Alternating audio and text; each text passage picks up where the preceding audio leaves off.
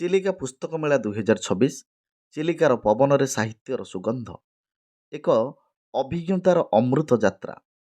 ଜ୍ଞାନର ଅକ୍ଷୟ ଭଣ୍ଡାର ହେଉଛି ପୁସ୍ତକ। ନମସ୍କାର ବନ୍ଧୁମାନେ, welcome to my channel study Guru Odisha. ଏଠାରେ ଆମେ ସହଜ ଭାବରେ ପଢ଼ିବା ଓ ଶିଖିବା। ପୁସ୍ତକ ମେଳାର ପରିସରକୁ ପ୍ରବେଶ କରିବା ମାତ୍ରେ ଲାଗିଲା ମନେ ଯେପରି ଜ୍ଞାନର ରାଜ୍ୟରେ ପଦାର୍ପଣ କରିଛୁ। ଚାରିପାଶେ ପୁସ୍ତକର ସୁଗନ୍ଧ, ନୂଆ ଚିନ୍ତାଧାରାର ମନୋହର ପବନ ଓ ରଙ୍ଗୀନ ଷ୍ଟଲମାନଙ୍କର ଶୋଭା ସବୁ ମିଳି ଏକ ଅପୂର୍ବ ଦୃଶ୍ୟ ସୃଷ୍ଟି କରିଥିଲା।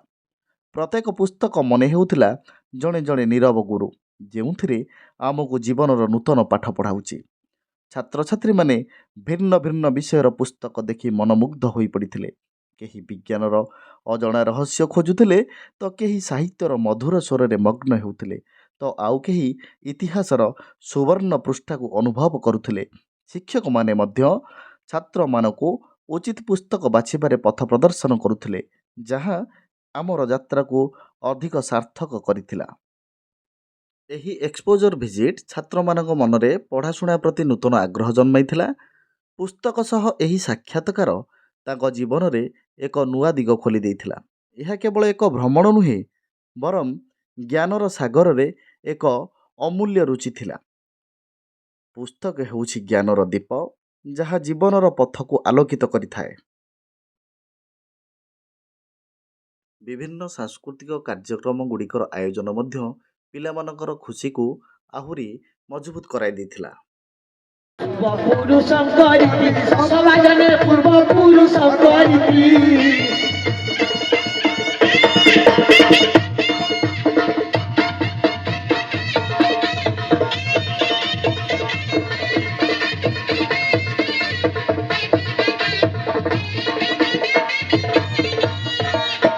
ପଲ୍ଲୀ ଗୀତରେ ନବା ଗଡ଼ିଆର ଚାରିପଟେ ଲଗାଇଲି ଖଡ଼ା, ଗଡ଼ିଆର ଚାରିପଟେ ଲଗାଇଲି ଖଡ଼ା, ସେଇ ଖଡ଼ାକୁ ଖାଇଗଲା ଏଇ ଗାହଡ଼ା। ରଙ୍ଗ ଯାଉଛି ବହି, ରସ ଯାଉଛି ବହି, ଧୀରେ ଧୀରେ ଚଇତାଳି ଘୋଡ଼ା ନାଚଇ।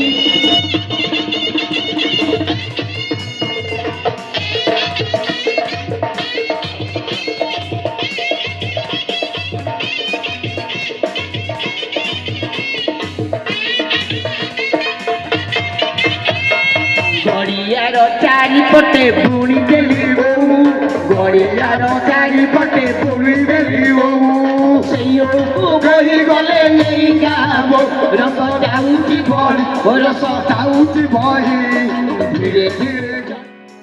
ଓଡ଼ିଶାର ସାହିତ୍ୟ, ସଂସ୍କୃତି ଓ ଜ୍ଞାନର ପ୍ରଚାର ପାଇଁ ପୁସ୍ତକ ମେଳାଗୁଡ଼ିକ ବହୁତ ଗୁରୁତ୍ୱପୂର୍ଣ୍ଣ ଭୂମିକା ନିଭାଇଥାନ୍ତି। ଚିଲିକା ଅଞ୍ଚଳରେ ଆୟୋଜିତ ଏହି ଚିଲିକା ପୁସ୍ତକ ମେଳା 2026 ଏକ ସ୍ୱତନ୍ତ୍ର ସାହିତ୍ୟିକ ଉତ୍ସବ ଭାବେ ପରିଚିତ ହୋଇଛି। ପ୍ରକୃତିର ରମ୍ୟ ପରିବେଶ ଓ ସାହିତ୍ୟର ସୁଗନ୍ଧ ଏଠାରେ ଏକ ସୁନ୍ଦର ସମନ୍ୱୟ ସୃଷ୍ଟି କରେ।